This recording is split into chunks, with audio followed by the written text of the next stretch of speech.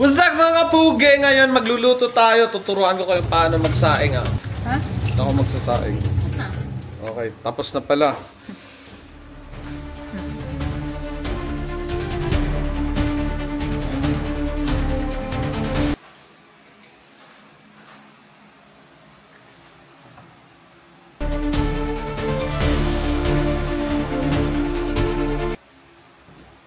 Takip.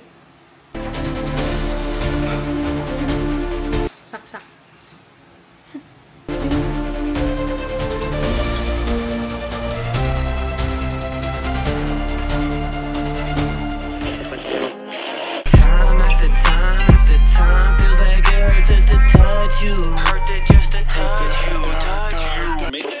Basta naluto ba ang ginagawa mo ngayon? Magluluto lang tayo ng chicken station, mga marinated na manok natin, boss.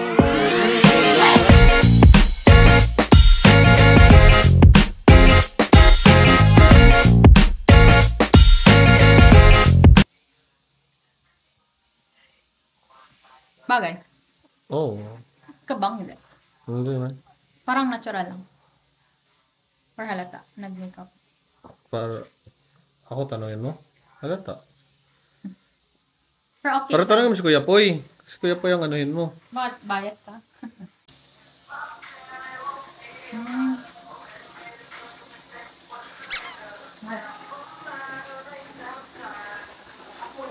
Sa parte ng video na ito ay nag-usap pa kami ni Kuya Poy tungkol sa mas malalim na parte ng buhay namin. Pinagmamayabang ni Kuya Poy na nagbubuhat daw siya dito. Kaya Ano aking profession? Teka lang, lipat to. Okay. Anong profession yan? Ano? Ako ay isang DJ. Akala ko manghuhula. Yung hula eh.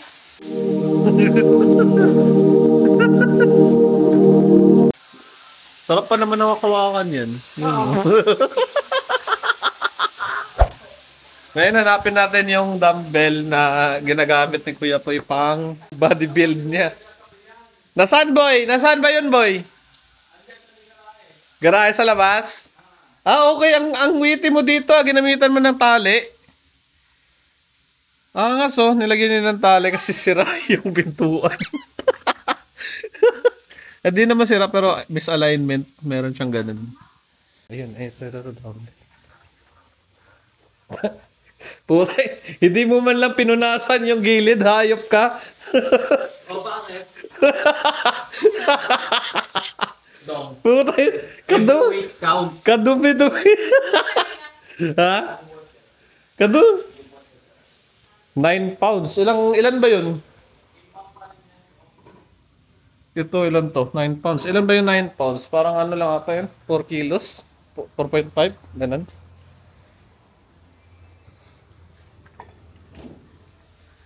Okay, tama nga Kuya Poy, ano nang resulta ng 9 pounds mo? Ito.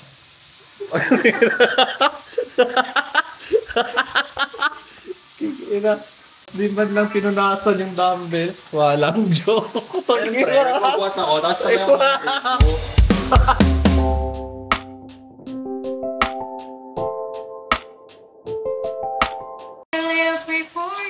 Sasayaw kami ng isang sayaw na walang kwenta. Ito naman. Yan ba niya? Ano gagawin? Yung gagawin niyo? Ano gagawin namin? Yan ang tikal.